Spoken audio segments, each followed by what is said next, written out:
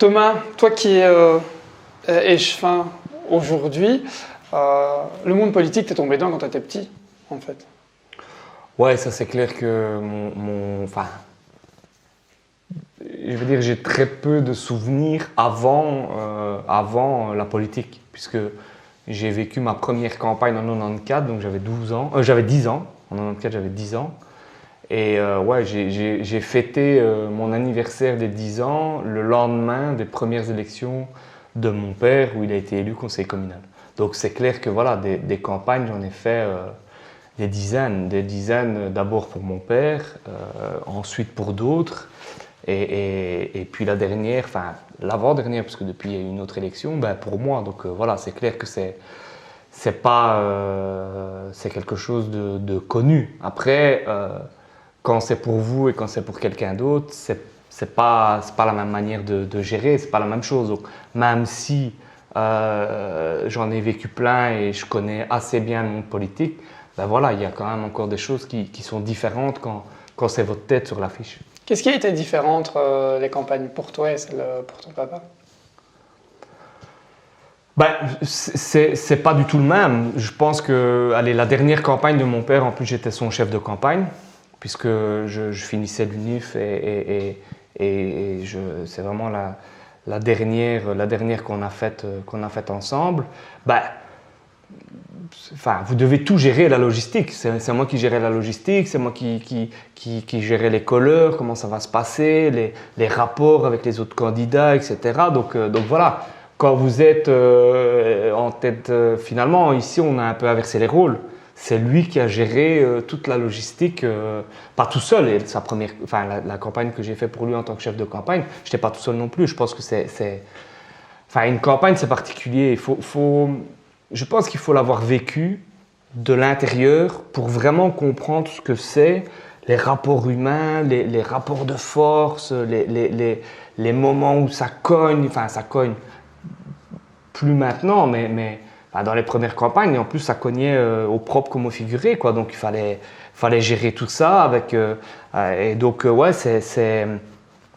mais c'est différent. Quand vous êtes...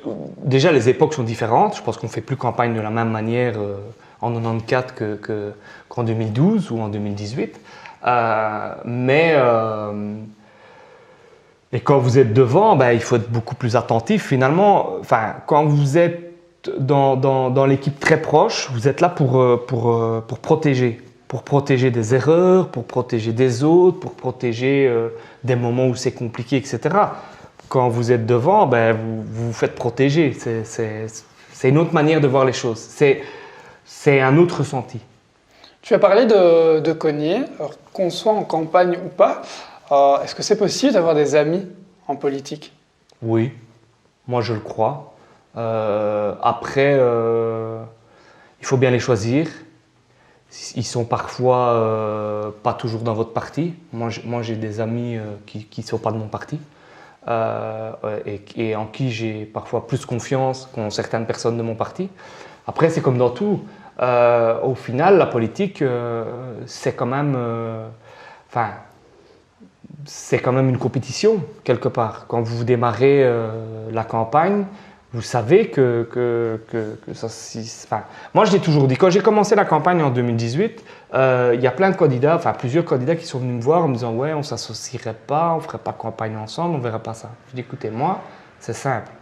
On peut bosser ensemble sur certains trucs. Mais si c'est toi ou moi je ferai tout pour que ça soit moi. » C'est clair, net entre nous. Et donc, voilà, il faut avoir des amis, mais j'en ai dans le collège. Je pense que Karim, c'est quelqu'un que j'ai vraiment appris à découvrir parce que je ne le connaissais pas du tout avant la campagne. On s'est rencontrés au tout début et on s'est bien entendu. Je pense qu'on partage plein de valeurs en commun. Mais voilà, je sais que si un jour c'est lui ou moi, ben, il faudra quand même qu'on en discute et qu'on décide ce sera lequel des deux.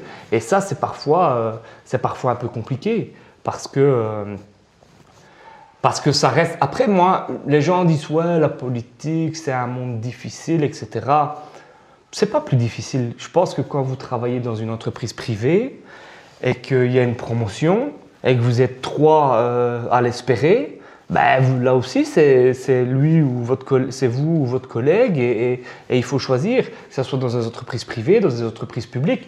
La seule différence avec la politique, c'est que c'est public et qu'à un moment donné, c'est médiatisé et que les coups foireux peuvent à un moment donné vous amener à être en première page de la Gazette. C'est un peu la seule différence, c'est que dans le privé, vous faites des coups foireux, ça reste dans la société, il y a des trucs, mais c'est pas, pour moi, c'est pas plus dur, on dit ouais, la politique c'est un monde faux. Moi, je trouve pas. Moi, je n'estime pas être quelqu'un de faux et j'estime pas travailler avec des gens faux. Mais il y en a. Il y en a qui sont faux, mais comme dans ton boulot, il y en a qui sont faux, dans ta famille, il y en a qui sont faux. Enfin, c'est pas plus dur ou c'est pas plus compliqué. C'est juste que parfois c'est médiatique. Et donc il faut gérer ça en plus. À quel moment, toi, plus jeune, tu t'es dit je veux en faire mon métier? Est-ce que le fait d'avoir eu ça un petit peu dans tes gènes a forcément aidé, tu crois? Ça a été un peu je t'aime moi non plus parce que très tôt j'ai voulu en faire. Je pense que quand j'avais 14, 15 ans et même jusqu'à mes 20 ans, je me suis dit je suis fait pour ça, c'est ça. Et puis il y a eu des affaires, je pense qu'on a quand même dégusté pas mal, mon père, ma famille, mes trucs. Et là je suis passé dans un truc jamais. Jamais j'en ferai, plus jamais. Et puis je pense que je l'avais dans le sang et que renier ce qu'on a et puis j'y suis revenu petit à petit. Après, quand est-ce que je veux m'en faire mon métier, je dirais que c'est vraiment pendant la campagne. Quand on démarre la campagne, je mentirais en disant que l'objectif c'est pas d'être échevin. C'est clair que quand je me dis ok j'y vais, c'est pas pour être conseiller communal pendant 6 ans, c'est de dire il faut y aller direct, il faut passer directement. Plein de gens dont mon père m'ont dit ouais c'est compliqué. Je prends le parallèle avec mon père, c'est à la 3e élection qu'il est devenu échevin. Et moi l'objectif c'était de le faire. Après j'avais pas son passé non plus, j'étais déjà dans les médias, j'étais déjà beaucoup plus personnage public entre guillemets que lui quand il démarre. L'époque était différente aussi. L'époque était différente et plein de choses sont différentes par rapport à ce moment-là. Mais il est clair que quand je fais campagne, c'est pour aller chercher un poste d'échevin et donc c'est pour être échevin à temps plein et que ça devienne mon métier. Tu n'aurais pas pu imaginer une vie sans la politique? C'est difficile parce que la politique, elle a toujours été dans ma vie. Toujours. Même au moment où je me dis ça sera jamais fait, c'est pas fait pour moi, elle est quand même là. Parce que mon père reste proche du parti, et parce que je l'accompagne encore, parce qu'on en discute. J'ai discuté, à mon avis, des années de politique avec mon père. Si on mettait toutes les heures ensemble, ça ferait des années. Donc, elle a toujours fait partie de ma vie.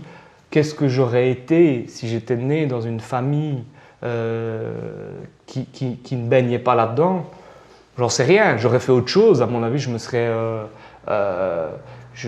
certainement impliqué dans plein d'autres choses. Mais ici, ouais, c'était. Après, ça reste mon choix. Je n'ai pas été obligé. C'est quelque chose que j'avais en moi. Et aujourd'hui, je ne regrette pas. Pas à un moment donné. Pas à un moment donné, je regrette ce choix de m'être lancé. Et c'est dur. C'est agréable, c'est des moments compliqués, c'est des moments super enrichissants parce que je pense que tant les moments de campagne,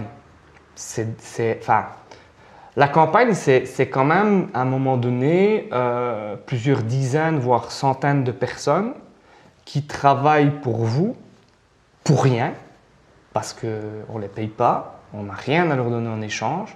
Le seul truc que je peux leur dire, c'est merci. Et ils le font, et ils sont là. Ils sont là la journée, ils sont là la soirée, ils prennent sur leur temps de famille, ils sacrifient certaines choses pour être avec vous, juste parce que finalement ils croient en vous et qu'ils ont envie que vous réussissiez et que vous les représentiez. Moi, je me rappelle à certains moments où je me suis dit waouh, quoi, waouh. On ressent quoi dans une situation comme ça? On est fiers. Moi, j'étais fier. À un moment donné, le jour des élections, quand on se retrouve en équipe, je veux dire, les vraiment proches et qu'on attend les résultats, et que c'est dur, et que c'est long, et qu'on ne sait pas, mais on est là, et ils sont là. Et même des gens auxquels je ne m'attendais pas, qui arrivent, qui me disent « Bah ouais, c'est normal, Tom, on vient pour toi, on est là pour toi. » Enfin, c'est touchant, c'est enrichissant et ça fait réfléchir. Et puis, ben, quand vous en avez marre, parce que ça arrive aussi, ben, vous pensez aussi à tous ces gens en disant, même si c'est difficile, il faut morceau sur sa chic et il faut continuer parce que ces gens, ils ont cru en vous et ils sont sacrifiés, enfin, ils ont sacrifié des heures pour vous. Et donc, ouais, c'est de la fierté et moi, je suis touché quand j'y pense encore. Après, je pense que enfin, encore maintenant, ça arrive. Moi, même s'il y a des gens qui sont employés dans mon cabinet, c'est quand même des gens qui travaillent pour moi dans un optique, finalement, c'est pour la ville, mais c'est quand même pour Thomas Parmentier. C'est différent de quand j'avais Full TV, quand j'étais responsable de Full TV, on travaillait pour un projet. On se mettait dans le cadre de Full TV, etc.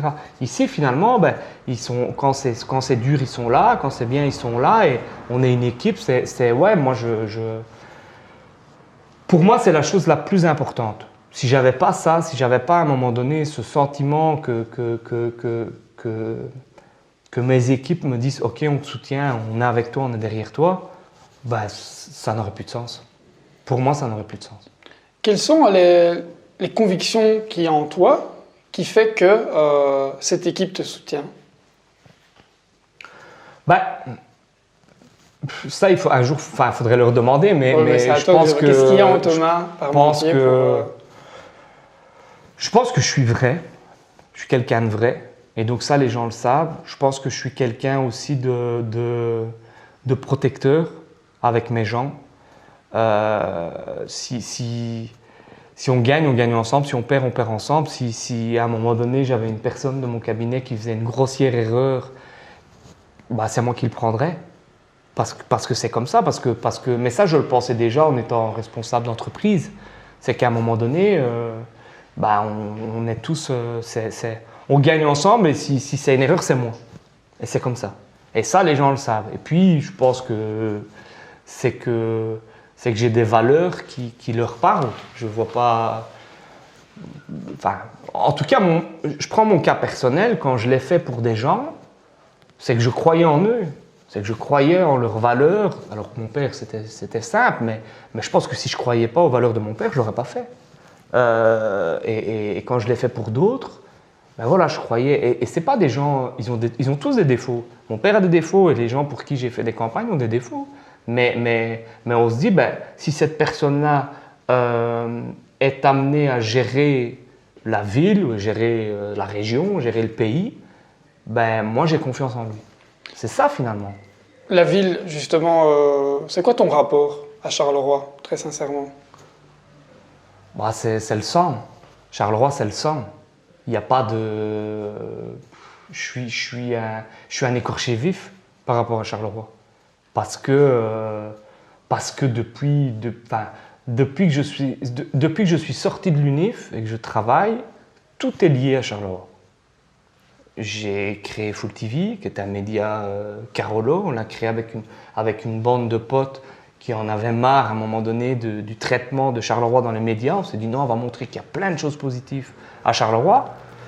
J'ai créé des projets, on a monté des projets qui s'appelaient Charleroi relève-toi, mon projet pour Charleroi, Use It Charleroi. Donc, enfin, je synthétise un peu, mais toute ma vie tourne aujourd'hui et depuis des années autour de Charleroi. C'est inconcevable pour moi d'aller vivre...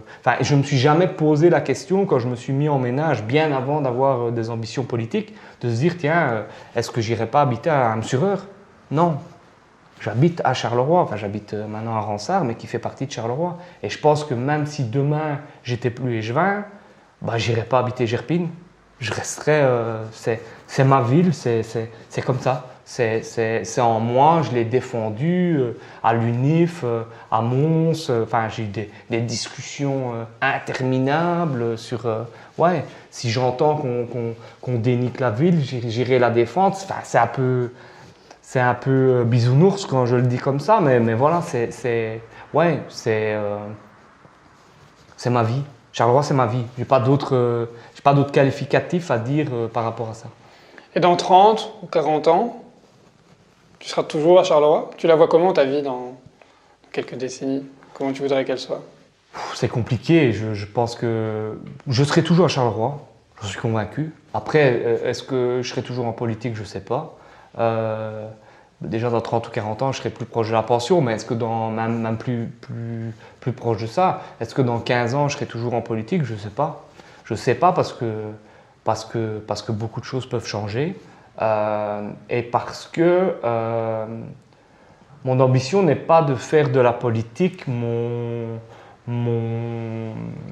emploi sur du très long terme. On verra. Le jour où j'aurai plus... Je pense que quand même, faire de la politique, c'est une vocation et il faut avoir la flamme. Et je pense que pour moi, quand ça déraille, c'est quand ces gens qui avaient une vocation, à un moment donné, où ils sont blindés, où ils n'ont plus cette flamme. C'est pas facile, hein. Enfin, je veux dire, c'est compliqué de garder tous les jours et tous les jours de reprendre son bâton de pèlerin et dire non, même on va continuer. Mais moi, si j'ai plus ça, je partirai. J'en suis convaincu. Et je pense que les gens autour de moi le savent que j'ai pas besoin aujourd'hui de la politique pour vivre. Je saurais vivre sans. J'ai vécu sans. Et j'adore ce que je fais aujourd'hui. Je suis ultra motivé par ce que je fais. Je pense qu'il y a encore plein de choses à faire dans cette ville. Mais si je perds le feu sacré, je partirai. Parce qu'alors on s'encroute et finalement la politique ne devient qu'un moyen pour aller chercher son salaire ou pour avoir du pouvoir ou pour avoir des choses comme ça. Moi, c'est ce qu'on reproche parfois à certains politiciens. Bien sûr. Après, il ne faut pas tomber dans le reste. On est tous un peu narcissiques. On est tous un peu à la recherche du pouvoir parce que c'est ça. Enfin, je veux dire, à un moment donné, quand vous gérez la ville, vous avez des responsabilités, vous avez tout ça. On est tous un peu comme ça. Mais il faut jongler avec tout ça et ne pas se faire bouffer, enfin, si je peux me permettre, par toutes ces choses. Et donc, on doit, voilà, il faut savoir qui on est. Et c'est clair que si vous n'avez plus ça, il faut savoir partir. Il faut savoir tirer sa révérence et dire voilà. Et moi, je suis sûr qu'un jour je partirai. Je suis sûr que je ne serai pas pensionné en tant que politicien. Après, je suis sûr, je dis ça aujourd'hui et on est sûr de rien, mais sans doute qu'à un moment donné, je ferai autre chose. Et le jour où je le déciderai, je le ferai parce que j'ai décidé d'être honnête avec les gens. Et donc voilà, c'est ma vision des choses, c'est comme ça que je la vois. Dernier petit mot, quel genre d'idées et de projets peut nourrir le feu qui est en toi? Il faut concrétiser ce qui est parfois plus difficile à l'échelle d'une ville et encore plus difficile à l'échelle d'une région et encore plus difficile, enfin plus à mon avis vous montez dans les échelles, plus c'est difficile de concrétiser. Et puis il faut qu'on y croie. Il faut qu'on croie à ce qu'on fait. Et c'est ça qui nourrit. Quand à un moment donné on se dit ouais ce truc-là c'est bien, c'est pas non plus on n'est pas tous obligés de mener des projets qui vont révolutionner la ville. On a parfois des petits apports où on est fier, on se dit voilà ça c'est moi qui l'ai amené, ou ça c'est d'autres, ou ça on a participé. Même le confinement, je veux dire dans le confinement. À un moment donné, je me le suis dit, on se l'a dit à 2-3 collègues, on l'a vécu tous ensemble, on a pris des décisions, on a amené des trucs. Moi, je pense qu'on a aidé beaucoup de citoyens. Alors, c'est jamais assez parce qu'il y a des gens qui ont dur, dans des difficultés, mais on a décidé de prime à l'ORECA, on a décidé dans les crèches de ne plus facturer si des enfants ne venaient pas, alors que d'autres n'étaient pas capables de le faire. Il y a eu plein de choses, et là, c'était du concret. C'est vraiment du concret où ça a touché. Aujourd'hui, quand un restaurant va toucher une prime de 10 000 € grâce à la ville de Charleroi, ça ne remplacera pas les 3 mois de confinement, de fermeture. Mais voilà, on s'est mouillé, on a bossé pour ramener des réponses aux gens. Et si C'est notre rôle, c'est d'amener des réponses aux gens et de leur dire voilà, ça c'est possible, ça c'est pas possible, et ça on va se battre pour vous l'amener. Thomas, merci.